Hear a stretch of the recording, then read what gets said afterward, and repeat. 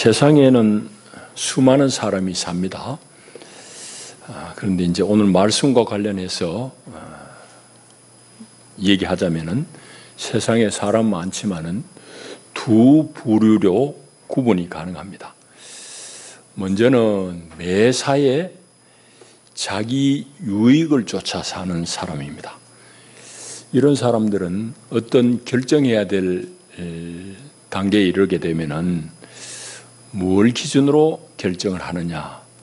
자기 손해와 이익을 따라서 결정을 내립니다. 그런 사람이 있는 반면에 매사에 명분이라든지 옳음을 추구하는 사람이 있습니다. 이런 사람의 판단 기준은 어느 길이 합당하느냐, 어느 길이 정당한 길인가, 그걸 따릅니다. 이제 이렇듯이 신앙 안에서도 이제 두 부류의 신앙인들이 있습니다. 그 두 부류를 오늘 본문이 다 담고 있는데, 하나는 사울과 같은 사람, 또 하나는 다윗과 같은 사람입니다. 여러분은 사울을 흠모해야 아니면 다윗을 흠모합니까? 물으나 마나하는 질문이지만은 왜 그러냐고 질문하게 되면은 여러분들이 제대로 답변을 할지 모르겠습니다. 사울도 믿는 사람입니다. 하나님을 믿는 사람이에요. 왜 그러면 우리는 다윗을 흠모할까? 이 두 사람의 모습을 생각하면서 오늘 우리 말씀을 좀 교통하면 좋겠습니다. 오늘 읽으신 본문은 사사시대를 거쳐서 왕정으로 변환되는 그 시대에 등장한 영적인 지도자가 사무엘입니다. 출애굽한 이스라엘 백성들이 가나안에 정착해서 여호수아가 죽고 나서는 사사시대로 들어가게 됩니다. 사사시대는 12지파에 군데군데 이제 하나님의 영에 감동되어진 사사라는 사람들이 일어나서 재판도 하고 혹은 외적이 침입하면은 무찌르기도 하고 하는 그런 시대가 사사시대. 그런데 그런 세월을 한참 살다 본 이스라엘이 자꾸 하나님 앞에 왕을 요구합니다. 왕을 요구해요. 우리도 주변 나라들 같이 왕을 세워주면 좋겠다고. 그래야지 전쟁이 일어나도 일사불란하게 전쟁할 수 있지 않겠냐고. 그렇게 이제 자꾸 요청을 합니다. 근데 그 왕을 요구하는 것은 하나님이 기뻐하신 뜻이 결코 아닙니다. 왜? 하나님이 이스라엘의 왕인데 너희들이 왜 또 왕을 요구하느냐는 얘기입니다. 그런데 백성들이 워낙 강력하게 사무엘을 조르고 요청하다 보니까 하나님께서는 마지못해서 허락을 하십니다. 이때에 이제 백성들이 이끈 사람이 사무엘, 오늘 이제 그 다음에 처음 왕이 사울, 그 다음 왕이 다윗, 오늘 본문이 이 세 사람이 다 등장합니다. 이제 15장은 여기까지가 이제 사울 왕과 관련되어진 중요한 일화가 다 끝이 납니다. 15장은 사울 왕과 관련된 얘기가 마감을 해요. 이제 16장부터는 소년 다윗이 이제 역사 가운데 전면에 등장하는, 부상하는 그런 장면이고, 여기부터 해서 이제 다윗이 점점 이제 부각되는 그런 사건들이 이제 쭉 이어지는데, 그것에 대한 기록입니다. 오늘 우리가 주님 주신 말씀으로 15장, 16장을 함께 읽은 이유는 이 두 사람을 좀 우리가 함께 살펴보기 위해서입니다. 한편으로 이 두 사람은 서두에 제가 말씀드린 대로 우리 신앙의 모습을 대표하는 전형적인 두 유형입니다. 오늘 여러분과 나는 이 두 사람 중에서 어떤 사람의 신앙 유형을 쫓고 있는지 오늘 말씀을 통해서 한번 스스로를 돌아보면 좋겠습니다. 말씀을 좀 이제 살펴보면 이러합니다. 이제 15장 34절, 35절 읽어보게 되면은 뭔가 좀 쓸쓸한 분위기가 느껴집니다. 사무엘과 사울이 각각 자기 길로 돌아갑니다. 너는 너대로 나는 나대로 갈 길이 따로 있도다 하고는 이제 두 사람이 헤어지는 그런 장면입니다. 사무엘은 그 나라의 영적인 지도자임에도 불구하고 그날 이후로는 다시는 사울을 만나지 않습니다. 그 이유는 하나님께서 사울을 이미 버리셨기 때문입니다. 이제 이 뒤로도 한동안 사울이 왕 노릇은 해요. 왕위에는 있지만은 하나님은 이미 그를 마음에서 폐위시켜버린 겁니다. 그게 오늘 이제 말씀에도 그게 나와요. 35절에도 그렇고 16장 1절에도 이제 그런 말씀, 2절에도 그런 말씀입니다. 특별히 이제 앞장 26절을 보면은 하나님은 이미 이스라엘의 왕에서 사울을 제거해 버리셨습니다. 왕을 버렸다고 그랬습니다. 그러니까 하나님께서 사울을 왕에서 버리셨고 하나님께서도 사울을 왕으로 삼으신 것을 후회하셨다고 했습니다. 그러니까 이 나라가 꼴이 어떻게 되겠습니까? 남의 얘기는 아니에요. 예를 들어서 당직 교대하듯이 사울 아웃, 그 다음 당직 왕 올라와 이래가지고 다윗을 세울 수 있는 문제가 아니잖아요. 이 오랜 세월이 걸립니다. 그러니까 참 곤란한 문제죠. 그래서 나중에 보겠지만 사무엘이 이 일이 너무너무 힘들고 어려워가지고 슬퍼합니다. 또 밤새 하나님 앞에 부르짖는 장면도 좀 이따 살펴보겠습니다. 왜요? 이 역사 가운데 닥칠 그 위기 상황을 사무엘은 보는 겁니다. 그러니까 하나님 앞에 슬퍼하고 우는 겁니다. 자, 그런 내용이 34절 5절이고 오늘 16장 이제 앞부분을 보게 되면은 하나님께서는 베들레헴 이새에게 하나님이 보냅니다. 사무엘을 보내셔서 1절 뒤에 보게 되면은 너를 베들레헴 사람 이새에게로 보내리니 이는 내가 그의 아들 중에서 한 왕을 보았느니라. 그런 말씀합니다. 하나님께서 이새의 아들 중에서 한 사람을 왕으로 하나님이 선택하셨다는 사실입니다. 그래서 이새에게 보내셔서 왕으로 세울 그 아들 중에 한 사람에게 기름을 부으라고 하나님이 말씀합니다. 이제 기름 붓는다는 것은 구약에서 제사장을 세울 때든지 아니면 왕을 세울 때에 하는 행위입니다. 기름 붓는다는 것은 이제 하나님의 영이 그에게 임한다는 그런 것을 의미하는 것이고 또 하나는 하나님의 선택을 받았다는 의미입니다. 이제 이렇게 해서 이제 기름을 부어요. 기름을 붓는 사람 입장에서는 기름 부음을 받는 그 사람에게 내가 충성을 다하겠다는 그런 맹세의 의미도 포함되어 있습니다. 우리가 이제 그리스도 예수 이러잖아요. 그리스도라는 말은 헬라말, 그리스 말이고 그게 이제 구약의 히브리 말로는 메시아입니다. 메시아. 메시아가 그리스도인데 그 메시아란 말의 원래 뜻은 기름 부음을 받은 사람이라는 뜻입니다. 그러니까 구약의 왕이든지 제사장 이런 사람이 기름 부음을 받았을 때에 그를 메시아라고 부른 겁니다. 이제 이게 나중에 이제 뜻이 점점 이제 발전해서 이스라엘을 어려운 세상 가운데 구원할 왕 그런 사람을 메시아로 불렀지만 원래 메시아의 뜻은 그런 의미입니다.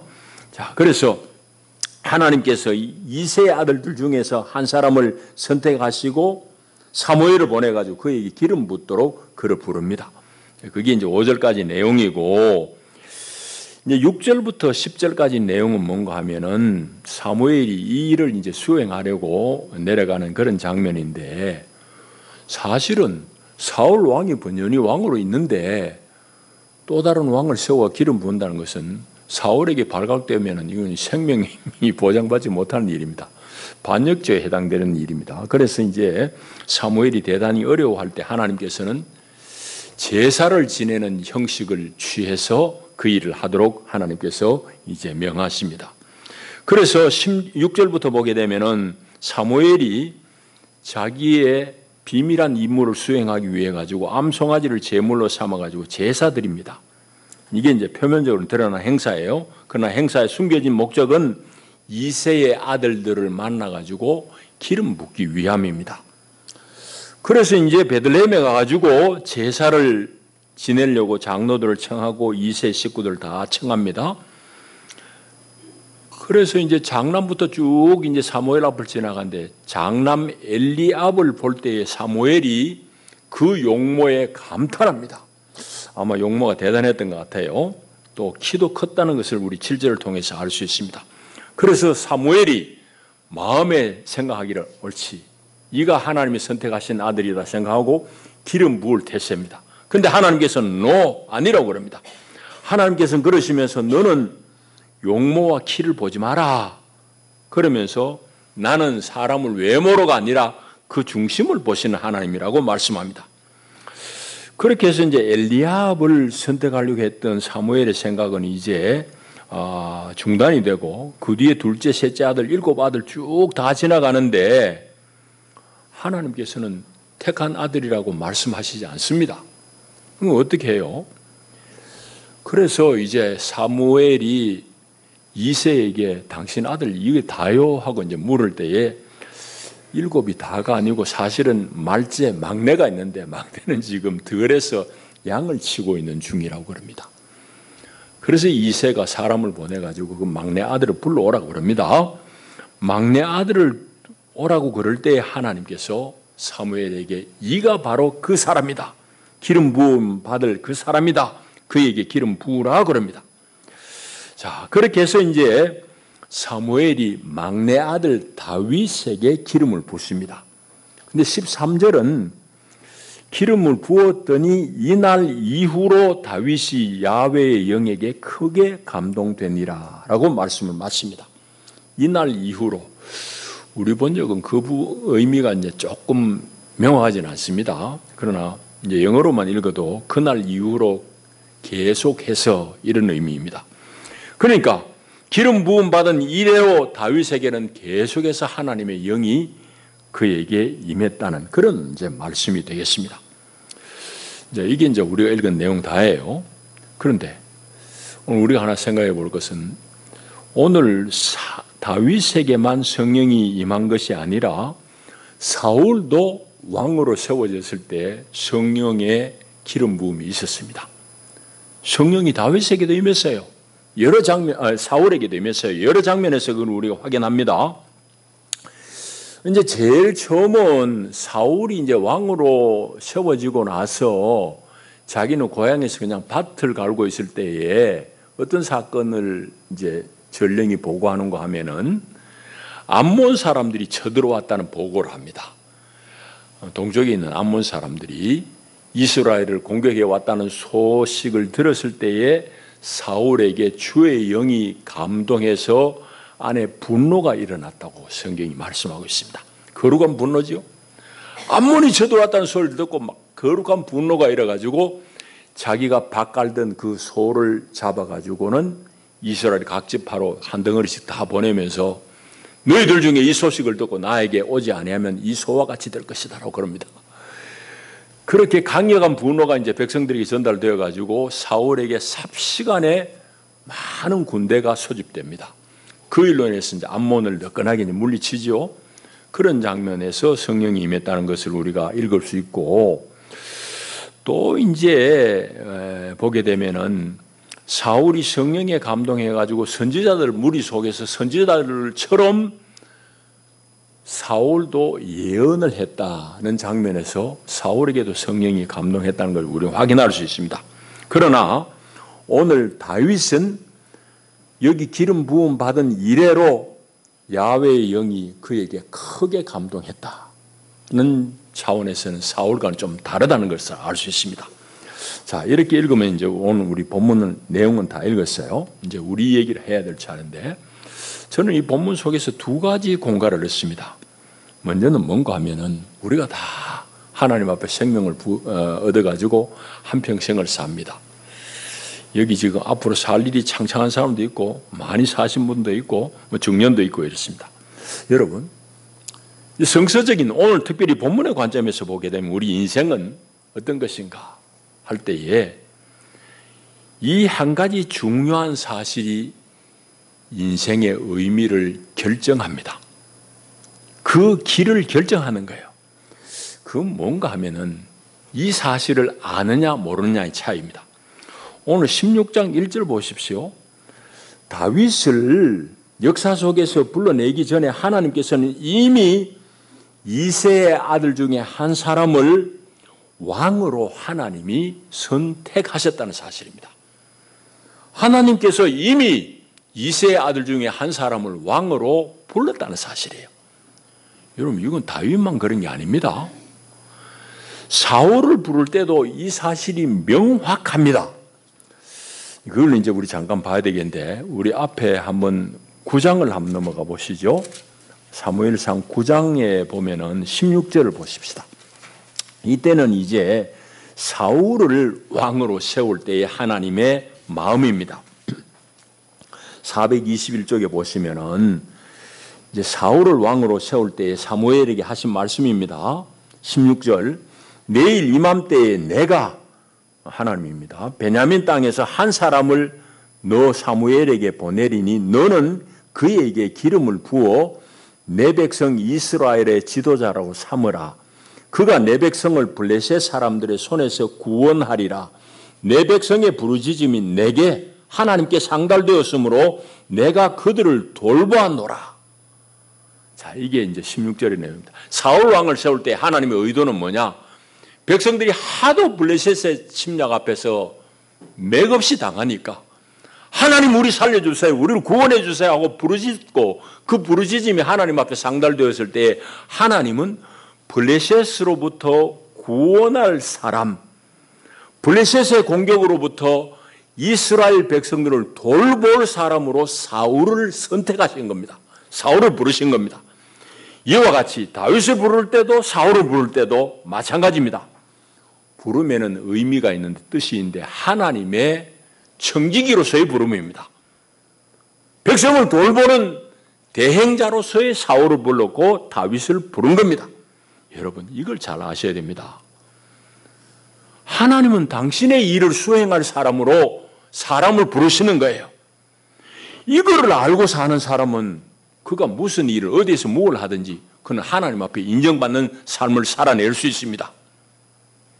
여러분들이 농사를 짓든지, 여러분들이 공무원 생활하든지, 여러분이 교사를 하든지 사업을 하든지, 교회 일을 하면 여러분이 평신도든지 장로든지 목사든지 집사든지 간에 내가 이 자리에 있게 된 것은 하나님의 부르심에 의함이다라는 것을 깊이 인식하는 사람, 혹은 그거를 말로만 하고 인식하지 못하는 사람, 이 둘로 갈라집니다. 여러분, 뒤에 살펴보겠지만은 사울은 나중에 그걸 잃어버려요. 그러니까 그 삶의 의미가 없어져 버린 겁니다. 여러분, 다시 말하자면 우리의 삶, 우리 인생 의미 있는 한 가지 사실은 내가 하나님 앞에 부름을 입었다는 사실을 자각하는 사람입니다. 두 번째, 하나님께서 그러면 우리 인생을 평가하신 하나님의 기준은 뭔가 하는 얘기입니다. 7절에 명확하잖아요. 아주 용모가 준수한 큰아들 지나갈 때 야, 됐다 하고 기름 부으려고 그러는데 하나님은 아니라고, 용모와 키를 보지 말으라고 그러면서 하나님은 사람을 외모로 보지 않고 그 중심을 보신다고 말씀합니다. 하나님이 인생을 평가하시는 기준은 외모가 아니올시다. 외모란 것은 여자들이 언뜻 읽으면 뭐 인물 잘났나 어떠냐 뭐 이런 정도일 것입니다만은 사실은 밖으로 드러난 모습입니다.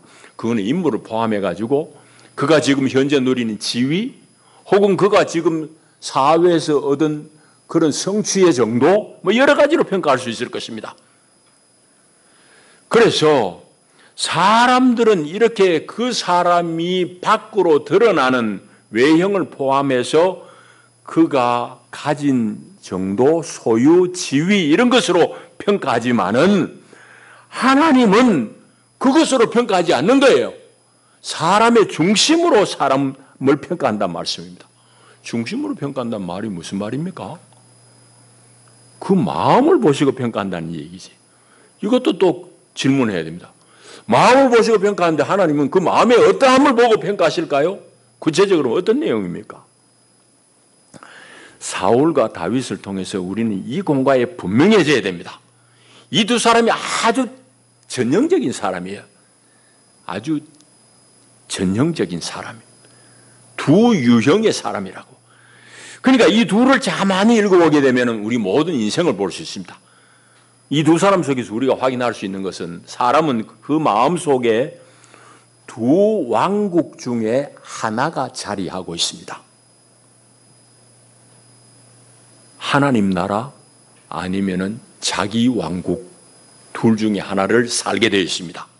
여러분 이걸 잘 아셔야 됩니다. 여러분 모든 인생은 이 둘 중에 하나를 살게 되어 있어요. 사울과 다윗을 우리가 잘 살펴보면 그 사실을 알 수 있습니다. 사울은 어떤 사람입니까? 처음은 물론 그러지 않았죠. 그런데 점점 이가 왕의 생활을 하면서 권력에 맞서들었는지 모르지만 결국에는 자기 왕국을 도모한 사람입니다.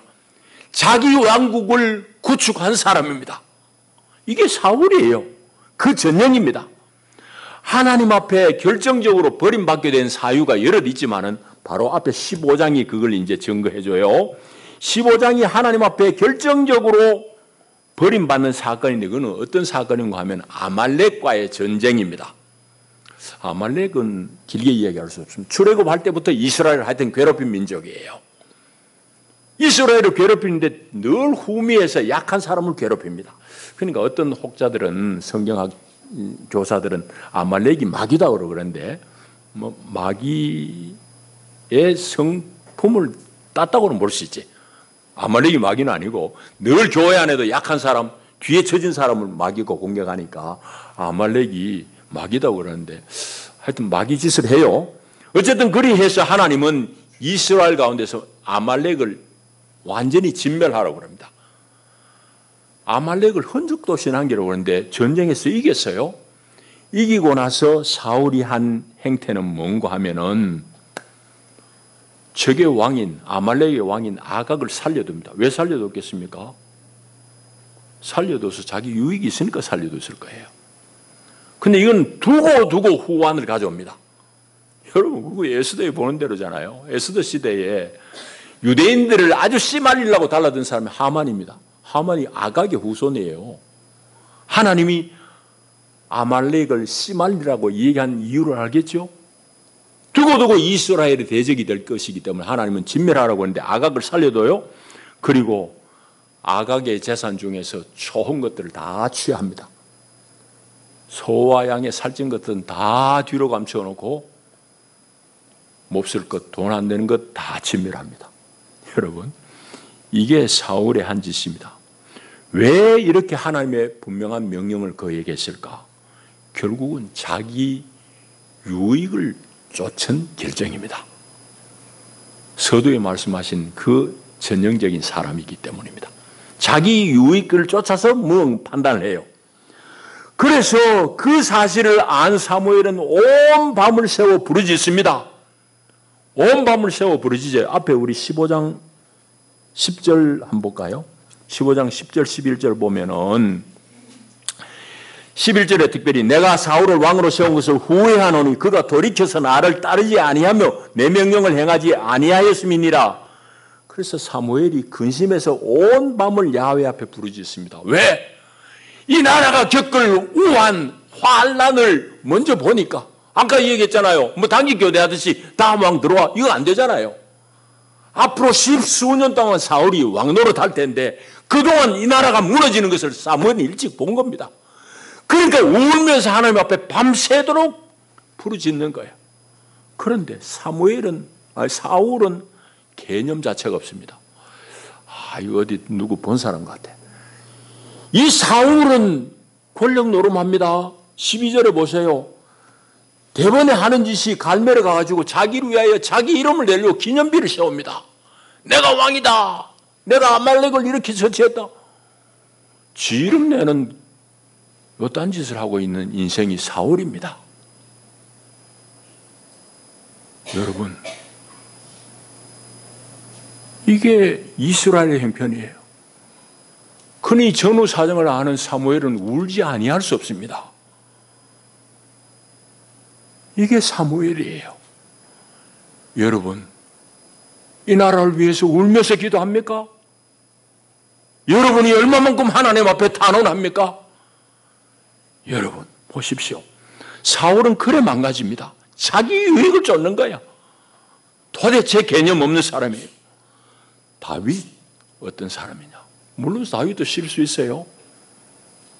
중대한 실수가 있음에도 불구하고 허물이 있음에도 불구하고 다윗의 다윗됨은 그가 오랫동안 이스라엘의 추앙을 받는 이유는, 지금도 이스라엘 국기는 다윗의 별이 있습니다. 다윗을 상징하는 별이에요. 그렇게 추앙받는 이유는 따로 있습니다. 그는 뭐냐? 언제나 다윗은 그 중심에 하나님이 왕이심을 고백하는 그 진정성이 있는 겁니다. 하나님의 왕되심을 인정한 사람의 전형, 타입이 대표가 바로 다윗이에요. 여러분, 이거는 뭐 여러 장면에서 우리 확인할 수 있지만 짧게 두 가지만 얘기했습니다. 먼저는 이제 이 장면부터 해가지고 다윗이 사울의 사위가 돼요. 그런데 장인인 사울 왕이 사위 다윗이 미워 죽을 지경이야. 왜? 자기 왕위를 위협할지 모른다는 이런 시스템 때문에, 질투 때문에 다윗을 계속 추적합니다. 온갖 특수부대를 다 풀어가지고. 그 세월이 한 10수년 돼요. 그러니까 그 얼마나 긴 연단의 과정을 거친지 모릅니다. 하나님의 큰 인물은 이렇게 연단하셔요. 다윗이 하여튼 그걸 이제 다 참고 훈련을 받는데, 그 중에 한 장면, 아둘람 광야의 동굴 속에 숨어 있는데 사울의 군대가 이제 포위해 옵니다. 그러다 사울이 이제 용변이 급해 굴에 들어앉아가지고 이제 옷을 벗고는 용변을 보는데 다윗의 신하가 한마디만 하시더라고. 이거 뭐 두 번 찌를 것도 없다. 한 번에 바로 당신의 원수를 해결할 수 있다고 그럴 때 다윗이 한 말 여러분 기억하십니까? 두어라, 두어라. 하나님이 기름 부은 새 종을 내가 어찌하랴 그럽니다. 하나님이 세운 사람을 내가 어찌하겠느냐는 얘기예요. 거기서 다윗의 진면목을 볼 수 있습니다. 또 한 장면이 있습니다. 여러분 잘 아시는 대로 다윗이 잘 나갈 때에 온 주변의 나라들 다 제압하고 나라가 평안할 때에, 또 자기의 왕궁은 거하게 짓고 나서 마당 가운데 있는 천막 속에 있는 하나님의 궤를, 야훼의 궤를 볼 때 너무 마음이 불편해서 하나님의 궤는 저 천막 속에 있도다. 나단 선지자와 상의합니다. 이만하니 하나님을 모실 만한 야훼의 성전을 짓겠다고. 나단 선지자 오케이 너무 잘한 일입니다. 그런데 그날 밤에 하나님이 나단에게 나타나셔서 다윗에게 성전 짓지 말라고 명하십니다. 그 이유는 그는 군사라. 평생의 싸움한 전쟁한 군사이어서 손에 피가 많이 묻어있다. 그는 합당하지 않고 그 아들이 짓도록 해라고 합니다. 다음날 출근해가지고 나단이 다윗에게 그 사실을 보고합니다. 여러분이 다윗의 입장이면은 저는 용납이 안 돼요. 여러분들 용납이 될지 모르겠습니다. 아마 10중 8구는 안 될 거죠? 안 될 것입니다. 내가 뭐 내 영화를 누리는 것도 아니고 하나님의 거룩한 집을 짓겠다는데 당신이 뭔데? 몽따라 나는 일입니다. 근데 다윗은 거기서도 그대로 순복합니다. 나단이 전하는 성전 당신 짓지 마 하는 얘기를 다 순복해요. 그게 이제 사무엘하 7장에 나오는데 어마어마하게 이제 하나님으로부터 정말 깊은 축복이 거기 이어집니다. 다윗의 그런 중심을 보고 하나님 축복하시는 거예요. 그런 장면에서 다윗은 언제나 중심에 하나님이 왕이심을 고백한 삶입니다. 결정적인 순간에 자기의 유익을 쫓은 사울, 결정적인 순간에 하나님의 갈망을 쫓은 다윗, 이렇게 둘로 갈라집니다. 자, 이제 말씀 맺겠습니다.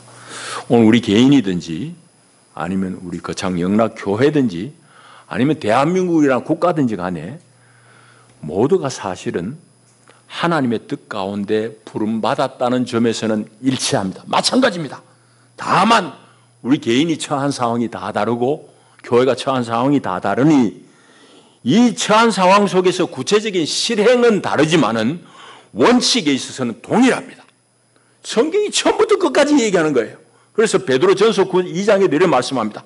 그러나 너희는 택하신 족속이요 왕 같은 제사장들이요 거룩한 나라요 그의 소유된 백성이니 그럽니다.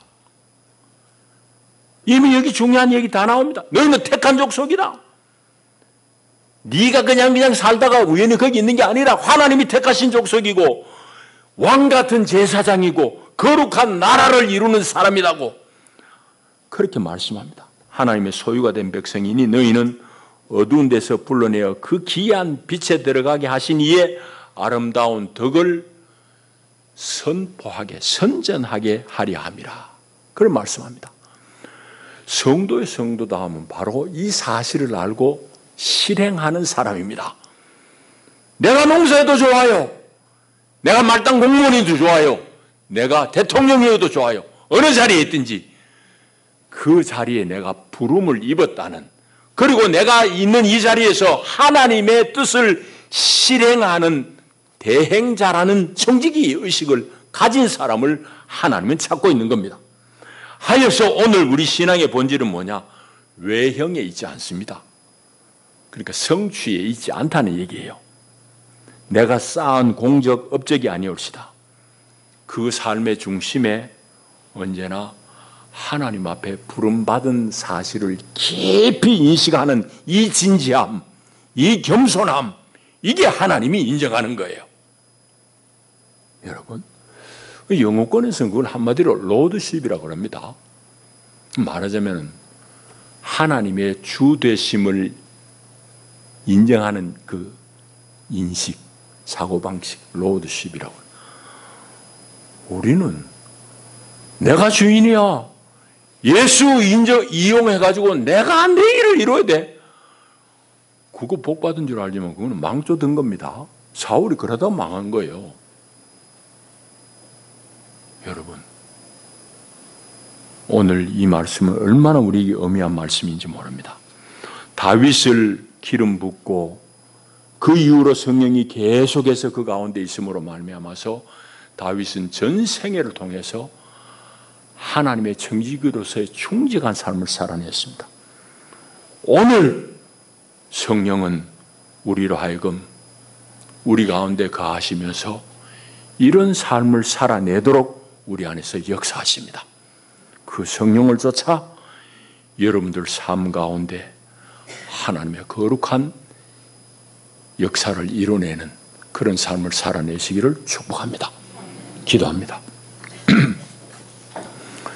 주님 사랑합니다. 감사합니다. 우리 다 하나님 앞에 부름받은 하나님의 사람들입니다. 부름의 의미를 언제나 놓치지 아니하고 우리 삶의 자리가 각각 다를지라도 우리 자리에서 하나님의 사람으로서의 삶을 잘 살아내게 하옵소서. 교회가 너무너무 주님 미혹에 놓여 있고 우리나라가 너무너무 어려운 중에 있습니다. 하나님의 마음을 얻어 참으로 우리가 통회하며 울며 하나님 앞에 기도합니다. 하나님, 다만 우리를 불쌍히 여겨 주시옵소서. 우리를 돌보아 주시옵소서. 예수님 이름으로 기도하옵나이다. 아멘.